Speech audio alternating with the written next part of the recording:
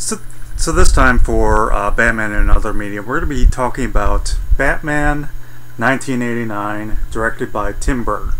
Now, in our post Christopher Nolan Batman world, I feel that sometimes this movie kind of gets a little overlooked. But let me remind you, without this and its sequel, we would have never had this, you know. So appreciate this, because it gave us this, you know. Now, I really enjoy this film for what it is, and what it presents to us. I really enjoy the style of the film, the Art Deco look to it, the sort of half 1930s look, or 1940s look, but also this slight 1980s look, which is, again, integrated into the animated series. So you kind of get this, I guess, old world feel about it in some places, and this, what was then present day world about it in other places. So, I feel both periods are represented not only visually, but in the style of how some of the characters are, and in fact how Batman is. Some people complain that Batman is kind of willing to kill people in this movie. Well, in the late 30s, when Batman first appeared in the war against crime, he took no prisoners. And he sometimes did kill. And, in point of fact, very early comic book characters had no qualms about, taking a villain's life. That was the style of the comics. The Shadow carried guns, and there were various police comics, Dick Tracy being one of them, and so forth. Because that was what the world was at that time. They were, okay with, a hero that took out, criminals and took no prisoners. Because after all, let's remember the time period. The 30s, the Great Depression, the mob profiting off this, that there's mob violence in the streets, that, some people feel that the police aren't doing enough. We want to create fictional characters who go the extra mile and are willing to get things done. And again, and this is kind of also the whole point of this, my series on that, there are different versions of Batman. So this is the version of the 30s. Only when Robin first appears does Batman tone down, and Batman becomes more accessible to younger readers, to a wider audience. When Dick Grayson first appears, this is when Batman is willing to crack a smile, and be a father figure, and this is what resonates with comic book readers at the time and makes Batman more popular in the comics. But again, let's also remember what came before that, where he's working alone. There's no Alfred at this time. He's working alone. He's spending much of the time talking to himself, which is another reason why they created Robin, to give him someone to talk to. Because also at this time, he's working against the cops. He's not working with Gordon. Gordon most of the time is trying to catch him, which is also resonated in this movie. So we get in this movie shades of the 30s Batman, the Batman of the time period, the slight also shades of the 30s as it was, the gangsters and so forth. And again, we get also shades of Batman in the 80s. Now, as we know, the 60s came to an end, the 1970s Batman comics were getting more serious, just as a lot of the comic books of the time were becoming more serious with, Claremont's X-Men or New Teen Titans. More serious in tone comics. And Batman of the 70s and certainly the 80s was, getting back down to his basic roots. And like the 30s, he was more often than not working alone. Because Grayson is off away at college and only sees Batman occasionally, which is something else that is used in the animated series, at least first off. Anyways, that Grayson is only an occasional visitor, and Batman's working on his own, and dealing with things. And we get more of the silent guardian to the city and those elements, which is, again, I feel, very much represented in this movie. Even though it's, 1989, it's still representing the 80s Batman of the time period, and the 70s Batman as well. So, the Burton Batman movie, I feel, is true to the comics. It's true to, maybe not everyone's choice of representation to the character, but it's still a representation, the 30s version, that was willing to kill a criminal, or the silent guardian of the 80s. It's true of those incarnations. And again, a lot of comic book heroes, including Superman, were, more rough around the edges like that. It's only later on did they become more toned down. Now, let's talk about the actors now. First and foremost, Jack Nicholson is excellent as the Joker. I highly respect Heath Ledger. I appreciate what he did as the Joker. But, again, I like different versions and different live-action versions. I respect, as you saw in my previous video, what Cesar Romero brought. And I respect what Ledger brought. But I also respect what Nicholson brings to the table. That, he's utterly fantastic. And, he steals every scene he's in. He's the center of attention, Even if Keaton or, other actors, Kim Basinger, are in the scene, it's Nicholson that is the focus every step of the way. And it's still, the Joker. It's, again, it's the Joker of, well, not, of course, the 30s, because the Joker appeared in Batman issue 1 during the 40s. It's true of that Joker and the 80s Joker.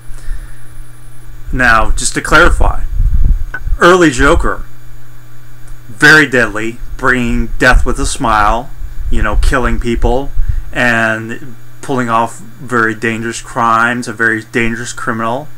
Only later on was a little bit more toned down.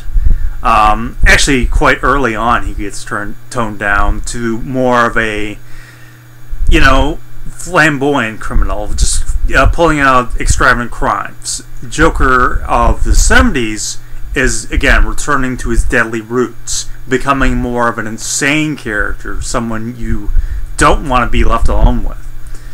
And that's what Nicholson brings to this performance, that both old and new. And there's even a tribute to the campiest Joker, because let's remember Cesar Romero's Flop Goes the Joker episodes, and then look at the scene where Nicholson's Joker is in the art museum or whatever it is, and what he does with the paintings. That's almost exactly kind of like what the Cesar Romero Joker does with paintings, messing them up and so on. So there's that little bit of element to the serious Joker, the slightly element of the campy Joker. And, clearly here, it's Joker who doesn't have a grandmaster plan.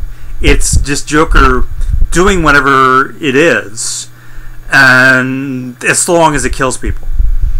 Now, some people have noted that he says it's time to retire, and this means he's going to stop doing what he's doing. You know what? I think that was maybe more of an expression of a spur-in-the-moment thing, rather than he's actually going to retire. Because I don't think he's going to stop doing what he's doing. I don't think it's possible for him to stop doing what he's doing.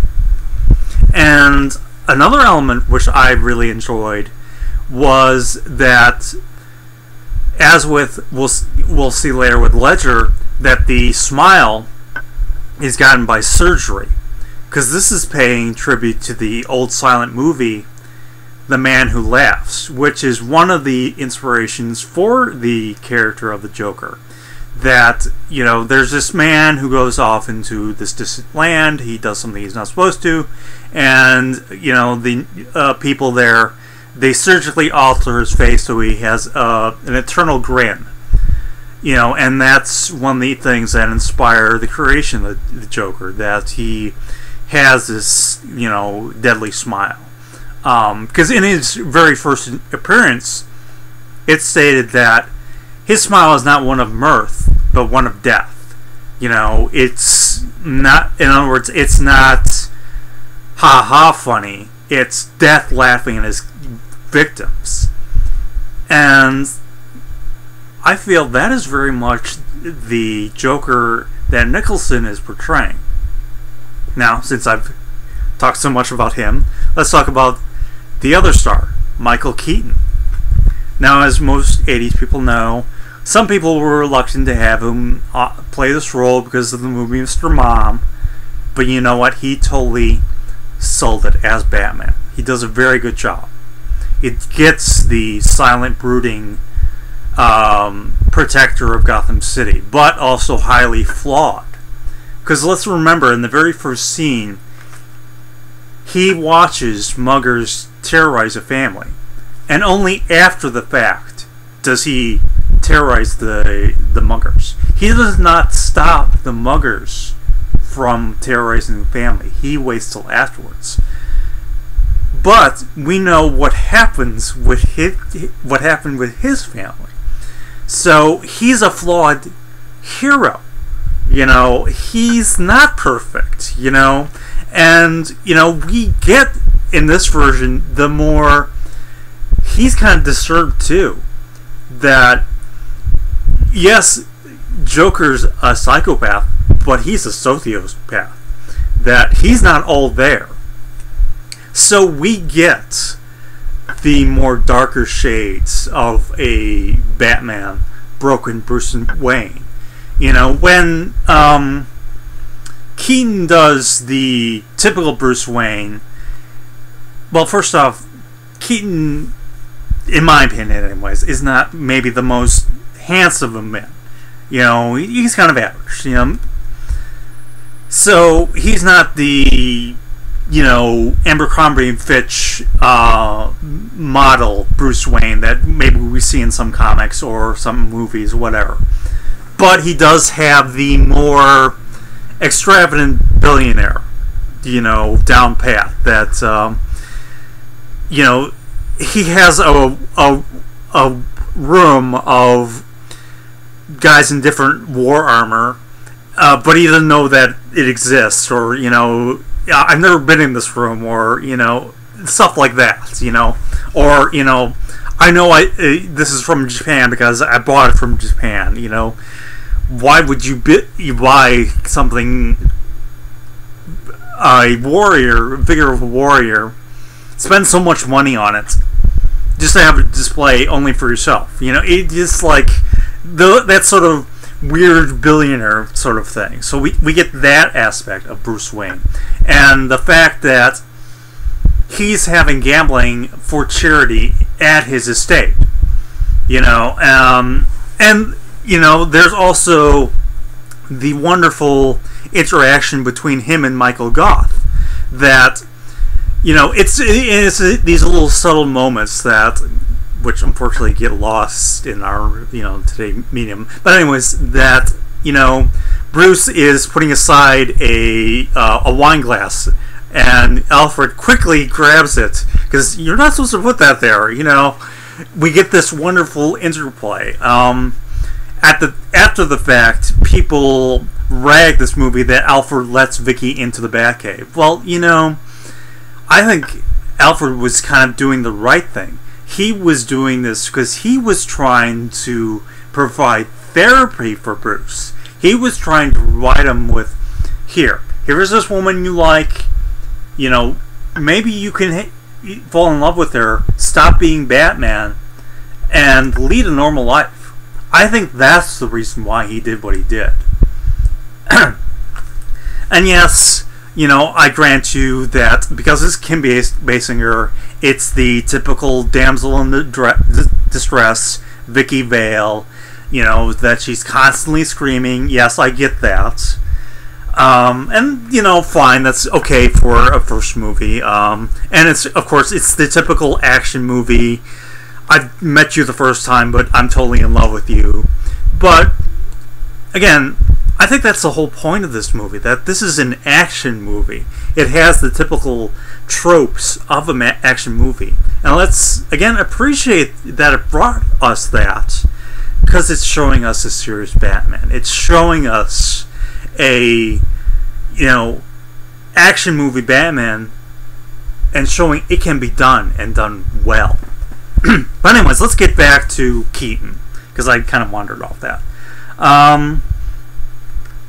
Again, I feel he does good with the Bruce Wayne public face, but also the private face, that he's a damaged person, that he isn't totally over what happened to him, that he'll never be over what happened to him, that, this isn't a perfect world. And she tells him, it doesn't have to be. Well, that's his issue.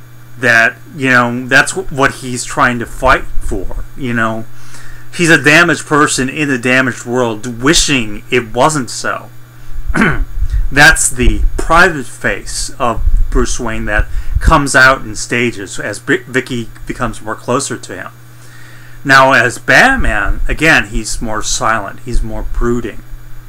However, there is one problem with this. Now, again, in the 30s, he's alone, silent, brooding, but he's talking to himself. He's narrating himself, which is kind of why they wanted to invent a sidekick to give him someone to talk to. With the 80s, we have the, narration boxes or the thought bubbles where we know what Batman is thinking. We get that inner monologue. And I think that's the problem with having a Batman that is silent for a movie. We don't get the inner monologue. So it's very easy for another character, another actor, to steal the stage. That is probably the one problem with actually both of the Burton movies, is that because you have a much more reserved, silent, in the background Batman, it's easier for another character to take center stage. Now, I'm not saying this is a bad thing, total bad thing. I'm just saying this is a very easy flaw that could turn out badly for a movie, But again, I like the silent aspects, that he doesn't entirely talk, that he is a very menacing Batman, that he does very much inflict fear to the criminals, so I like that element. So, maybe it would have been nicer if he talked more to Alfred or someone in his Batman costume a little bit more often, just so we get a little bit more of the inner monologue. Again, I'm not bashing here. I'm just saying that there's just this flaw that can be easily turned, the wrong way. But again, I really appreciate Keaton's performance. He did very well as Batman, just as Nicholson did well with, the Joker.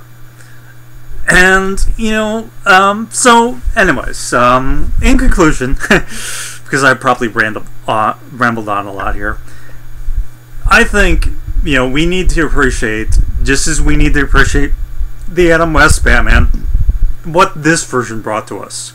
And what this version led to. What came out of this movie. That just as the Adam West TV series made Batman popular in comics, so did this. So anytime you have free time to watch this, I encourage you to.